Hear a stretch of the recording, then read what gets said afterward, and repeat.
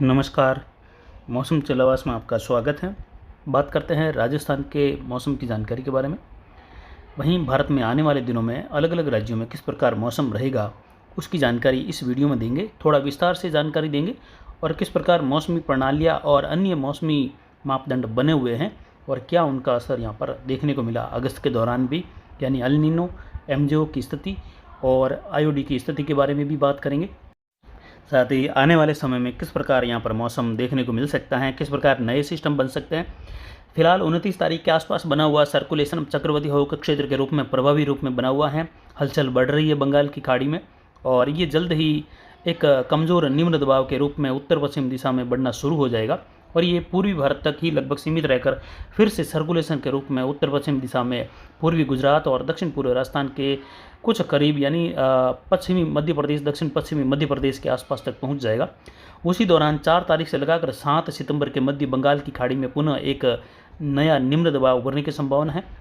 जिसके डिप्रेशन बनने की भी संभावना अब तक के दूसरे बने सिस्टमों के मुकाबले कुछ ज़्यादा संभावनाएं बन रही है। यानी ये डिप्रेशन की कैटेगरी में जा सकता है। ज़्यादा संभावना है कि निम्न दबाव बनते हुए 4 से लगाकर 7 सितंबर के मध्य, उसके बाद ये वेलमार्क बनते हुए उत्तर पश्चिम दिशा में बढ़ेगा और ये पश्चिम दक्षिण पश्चिम मध्य प्रदेश की ओर बढ़ते हुए पूर्वी गुजरात, दक्षिण राजस्थान के करीब वाले क्षेत्रों से होते हुए गुजरात के मध्य भागों की ओर बढ़ते हुए इसके कुछ दक्षिण पूर्व पाकिस्तान के क्षेत्रों की ओर बढ़ने की संभावनाएं लगातार स्थिति के हिसाब से कमज़ोर होते हुए तो कभी कुछ प्रभावी होते हुए रूप में रहेगी। और उसकी मुख्य वजह यहाँ पर देखें तो उत्तर पश्चिमी हवाएं जो आ रही हैं गंगानगर, जैसलमेर और बीकानेर के क्षेत्रों तक,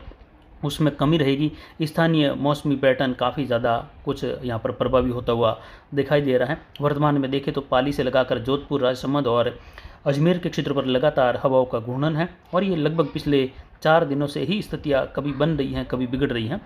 इनके मद्देनज़र ही यहाँ पर देखें तो ये स्थानीय मैक्रो क्लाइमेट अब प्रभावी हो रहा है। उमस बढ़ रही है, लगातार हवाएं कम हैं, कभी उत्तर पूर्वी हवाएं तो कभी दक्षिण पूर्वी हवाओं के झोंके यहाँ पर बन रहे हैं।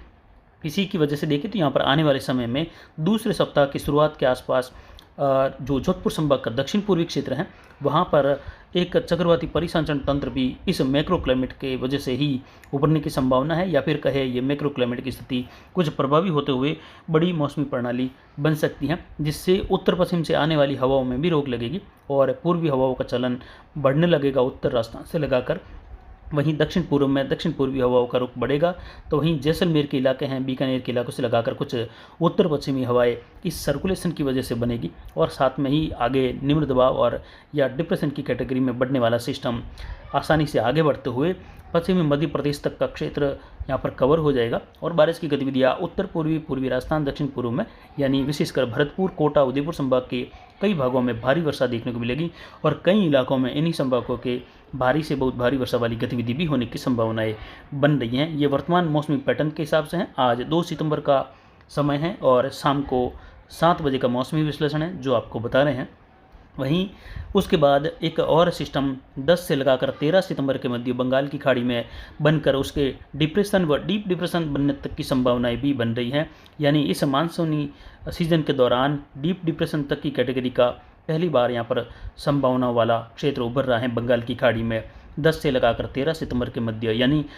उस सिस्टम के डीप डिप्रेशन बनने की संभावनाएं भी बहुत ज़्यादा बन रही हैं आने वाले समय में वर्तमान स्थितियों के हिसाब से, क्योंकि आईओडी की स्थितियाँ अब 2019 के बाद में पहली बार पॉजिटिव की ओर रुख कर गई हैं और ये अब न्यूट्रल अवस्था में आईओडी नहीं है। ये पॉजिटिव हुआ है लेकिन बहुत ज़्यादा कुछ प्रभावी भी नहीं या मध्यम भी नहीं, कमज़ोर रूप में ये पॉजिटिव की स्थिति में आ गया है। लेकिन उम्मीद है अगले 1 सप्ताह से लगाकर 2 सप्ताह के मध्य यानी 15 तारीख आते ये काफ़ी प्रभावी स्थिति की ओर बढ़ जाएगा और लगातार मौसमी प्रणालियाँ बंगाल की खाड़ी और अरब सागर में बनती हुई दिखाई देगी या अरब सागर का भी साथ मिलेगा। हवाओं की स्थिति रुक जाएगी जो अरब सागर से और उससे सटे हुए उत्तर पश्चिमी जो पाकिस्तान का क्षेत्र है वहाँ से आने वाली हवाएं मिल रही हैं, उनमें भी रुकावट आएगी।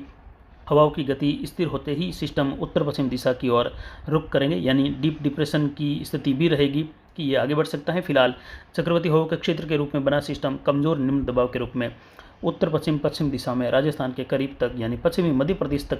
पहुंचने की संभावना है और उसके बाद आगे जाते हुए इसके कमज़ोर स्थिति में आकर समाप्त होने की संभावना रहेगी, जिसकी वजह से बारिश की हलचल बढ़ जाएगी, ट्रफ राजस्थान के मध्य भागों तक आ जाएगी, फिर उससे कुछ ट्रफ वापस जो है उत्तर की ओर मूव करेगी। दक्षिण पश्चिम हवाओं का रुख बढ़ेगा, लेकिन जल्द ही 4 सितंबर से लगाकर 7 सितंबर के मध्य बना सिस्टम भी उस दौरान लगभग 7-8 तारीख आते आते ये भारत के तटीय किनारों की ओर बढ़ जाएगा और ये आगे बढ़ते हुए फिर 9-10 तारीख आते आते राजस्थान के करीब गुजरात के क्षेत्रों में प्रवेश कर जाएगा, दक्षिण राजस्थान के आसपास के क्षेत्रों में, जिससे बारिश की गतिविधियों में राजस्थान के दक्षिण पूर्व में तेजी आएगी।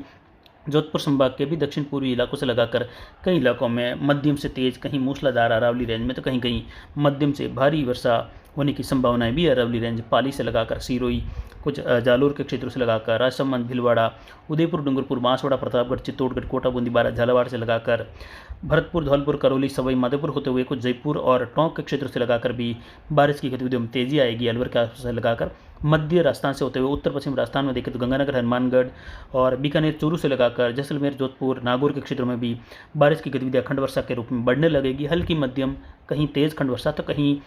उस दौरान बीच बीच में मौसम शुष्क बना रहेगा, लेकिन लगातार उभरती हुई मौसमी प्रणाली और स्थानीय मैक्रो क्लाइमेट की स्थिति की वजह से बढ़ते हुए बादल मेघ गर्जन लगभग संपूर्ण बीकानेर संभाग और अजमेर संभाग से लगाकर संपूर्ण जोधपुर संभाग तक मेघ गर्जन खंड वर्षा की गतिविधियां दर्ज होने की संभावनाएं रहेगी, जो 7 सितंबर से लगाकर सिस्टम बनते हुए आगे बढ़ेगा उसकी वजह से। और उस दौरान कई जगहों पर मध्यम से तेज वर्षा होने की भी संभावना रहेगी। कुछ स्थान रहेंगे जहां पर हल्की बूंदाबांदी वाली गतिविधि, लेकिन आगे बनती हुई लगातार मौसमी प्रणालियों की वजह से देखें तो दूसरे और तीसरे सप्ताह के दौरान लगभग राजस्थान के उत्तर पश्चिमी इलाकों में भी अधिकतर भागों में वर्षा मध्यम से तेज रूप में दर्ज होने की संभावनाएं फिलहाल वर्तमान में मौसम चलावास के आंकड़ों के अनुसार बन रही हैं। भूगर्भीय तापमान लगातार बढ़ रहा है और ये इशारा है कि आईओडी लगातार पॉजिटिव की ओर जा रहा है, और जब भी स्थिति एल नीनो की उभरती है तो उस दौरान आईओडी भी उभर जाता है। लेकिन इस बार आईओडी की स्थिति पिछले 1 महीने से न्यूट्रल, और पहली बार देखा कि एमजीओ की स्थिति बिल्कुल भी देखने को नहीं मिली अगस्त के दौरान भारतीय उपमहाद्वीप या कहे हिंद महासागरीय क्षेत्रों में, यानी बंगाल की खाड़ी, अरब सागर में बिल्कुल भी देखने को नहीं मिली एमजीओ की स्थिति। लेकिन जब भी एल नीनो की स्थिति प्रभावी होती है मध्यम से लगाकर या बहुत स्ट्रॉन्ग अवस्था में भी होता है, तो भी अगस्त महीने के दौरान देखा गया कि एक बार कुछ दिनों के लिए एमजीओ की स्थिति उभर जाती है। लेकिन इस बार देखें तो 1 अगस्त से लगाकर 31 अगस्त तक के समय में भारत के क्षेत्रों के आसपास या कहे हिंद महासागरीय क्षेत्रों के आसपास कहीं पर भी एमजीओ की स्थिति दर्ज नहीं होने से स्थानीय प्रणालियाँ बिल्कुल ही निष्प्रभावी रही। यानी अगर एल नीनो की स्थिति उभर भी जाए, आईओडी न्यूट्रल अवस्था में या नेगेटिव की ओर भी रहे, तो भी उस दौरान एमजीओ की स्थिति अगर भारतीय क्षेत्रों के आसपास से गुजरती हैं, उभरती हैं, तो उस दौरान मैक्रो क्लाइमेटिक स्थितियाँ बनने लगती हैं अलग अलग राज्यों में, कहीं सर्कुलेशन के रूप में तो कहीं चक्रवाती हवा के क्षेत्र के रूप में,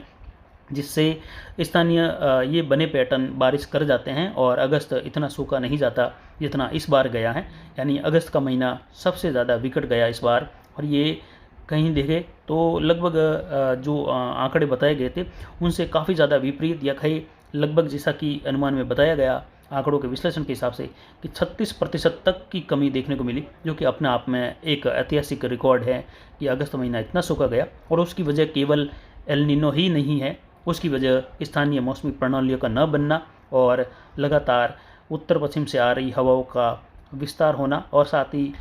एमजीओ की स्थिति का भारतीय जो क्षेत्र हैं अरब सागर, बंगाल की खाड़ी से लगाकर भारतीय धरातलीय क्षेत्र, और कह सकते हैं दक्षिणी एशिया का जो आसपास का क्षेत्र है, विशेषकर हिंद महासागरीय क्षेत्र, जहां पर एमजीओ की स्थिति का दर्ज न होने से या स्थिति का दर्ज न होना मुख्य कारण, और उसकी वजह से जो स्थानीय मौसमी प्रणालियाँ बनती हैं वह नहीं बन पाई जगह जगह, जिससे बारिश में बहुत ज़्यादा कमी रही। नहीं तो एल नीनो की स्थिति प्रभावी रूप में भी होती है, आईओडी नेगेटिव या न्यूट्रल में भी होता है, तो भी एमजीओ की स्थिति उस दौरान गुजरते हुए 1 सप्ताह या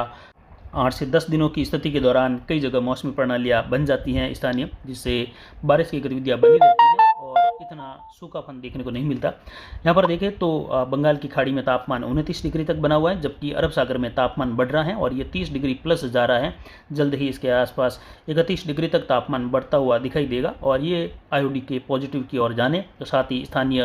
प्रणालियों का जो दबाव बना हुआ है वह भी जो है लगातार एक सर्दी के दौरान बने हुए दबाव की तरह रहा, वायु दबाव स्थानीय, जो कि पाली के अरावली रेंज के आसपास, जिससे एक बार कहे कि ये रिफ्रेशिंग का कार्य समझ सकते हैं, जो कि अब आने वाले समय के लिए जो विपरीत प्रणालियाँ लगातार बनी हुई थी उसमें कमी। वहीं यहाँ पर देखें तो एल नीनो की स्थिति उभरी हुई है, लेकिन 1.17 डिग्री सेल्सियस के आसपास ही है, यानी फ़िलहाल अगर एल नीनो की बात करें तो कोई बहुत ज़्यादा प्रभावी नहीं, लेकिन ये न प्रभावी होते हुए भी इतना ज़्यादा विपरीत प्रभाव जो है जो मौसमी प्रणालियाँ, स्थानीय मौसमी प्रणालियाँ न बन रही हैं, आईओडी का पॉजिटिव न होना, साथ ही एमजेओ की स्थिति का भारतीय क्षेत्रों के आसपास दर्ज न होना, ये विपरीत स्थितियाँ इस दौरान हुई जब एल नीनो कुछ प्रभावी हो रहा था या वीक स्थिति में था, कमज़ोर स्थिति में था। उस दौरान भी ये दर्ज न होने से ये कमज़ोर होते हुए भी अब जो है काफ़ी ज़्यादा असर इसका दिखाई दिया अगस्त महीने के दौरान। लेकिन अब स्थितियाँ जो एमजेओ की हैं, आईओडी की हैं, ये कुछ जो हैं फेवरेबल हो रही हैं। तो जो कमज़ोर स्थिति में एल नीनो बना हुआ है, अब जो है सितंबर महीने के दौरान काफ़ी कुछ स्थितियाँ बदल जाएगी। कई जगहों पर सामान्य से ज़्यादा बारिश सितंबर के दौरान होगी और उम्मीद है कि सितंबर महीना सामान्य बारिश से कुछ प्लस में दर्ज होने की संभावनाएं वर्तमान में स्थिति जो उभर रही हैं उसकी वजह से लग रही हैं। और एल नीनो की स्थिति जैसा कि आप तापमान बढ़ता हुआ लाल कलर में देख सकते हैं दक्षिण अमेरिका के आसपास से लगाकर, जबकि कुछ हिंद महासागरीय क्षेत्रों में, अरब सागर में भी तापमान लाल कलर के दायरे के रूप में आप देख सकते हैं बढ़ रहा है। तो वहीं जो अरब सागर का क्षेत्र है वहाँ उसके मुकाबले बंगाल की खाड़ी का क्षेत्र है वह देख सकते हैं, जिसमें अरब सागर के मुकाबले बंगाल की खाड़ी कुछ ठंडी है, लेकिन फिर भी अरब सागर का तापमान कुछ बढ़ रहा है तो हल्का बंगाल की खाड़ी का भी बढ़ रहा है, लेकिन प्रभाव तापमान का अरब सागर में ज़्यादा रहेगा, जिससे वहाँ पर भी स्थितियाँ कुछ फेवरेबल होगी और बंगाल की खाड़ी में भी सिस्टम बनेंगे। यानी दूसरा सिस्टम लगभग 10 से लगाकर 13 सितंबर के मध्य, उसके बाद 17 से लगाकर 20 सितंबर के मध्य भी बंगाल की खाड़ी में एक प्रभावी सिस्टम उभरने की संभावना है, जिससे कहे कि आधा से ज़्यादा समय सितंबर का लगातार बनते हुए सिस्टमों के प्रभाव में रहेगा, जिससे उम्मीद की जा सकती है कि आने वाले समय में सितंबर महीना सामान्य से ज़्यादा बारिश दे जाएगा। ऐसी संभावनाएं फिलहाल अभी इस विश्लेषण में बन रही हैं जो जानकारी आपको दे रहे हैं। आईओडी की स्थिति आप देख सकते हैं अगस्त के अंतिम दिनों में न्यूट्रल से पॉजिटिव की ओर जा रही हैं, कुछ पॉजिटिव बना हुआ है, यानी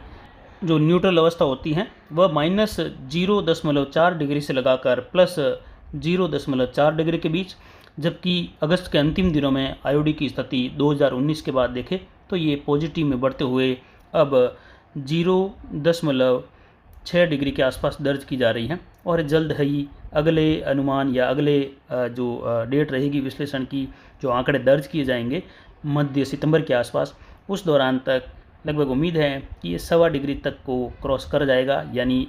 1.20 डिग्री के सेल्सियस के आसपास तक पहुंच जाएगा। उसके बाद ये और प्रभावी होगा, लेकिन उस दौरान देखें